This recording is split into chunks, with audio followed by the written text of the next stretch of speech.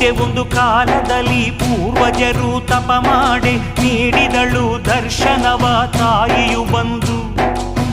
ಮಾನವನ ಕಷ್ಟಗಳ ಪರಿಹಾರ ಮಾಡಲು ನೀ ಧರೆಗೆ ಬಂದು ನೆಲೆಸು ಎಂದು ಬೇಡಿದರಂದು. ಆ ಗೊಲವಿನಲ್ಲಿ ನಗು ನಗುತ್ತ ನುಡಿದಳುವ ಶ್ರೀಮಾತ, ಬರುವೆ ನಾನು ಮಗು ನಿನ್ನ ಜೊತೆಯಲಿ. ಷರತ್ತೊಂದ ಕೇಳೆಂದೆ, ನೀ ಮುಂದೆ ನಾ ಹಿಂದೆ, ತಿರುಗಿ ನೋಡ ಕೂಡದೆನ್ನ ದಿಕ್ಕಲಿ.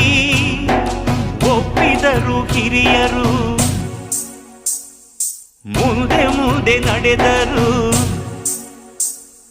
ತಾಯಿ ಹೆಜ್ಜೆ ಗೆಜ್ಜೆನಾದ ನಿಲ್ಲೆ ತವಕ ಮನದಲ್ಲಿ, ಏಕೆ ಎಂದು ತಿರುಗಿ ನೋಡೆ ಶಿಲೆಯಾದಳು ಕ್ಷಣದಲ್ಲಿ.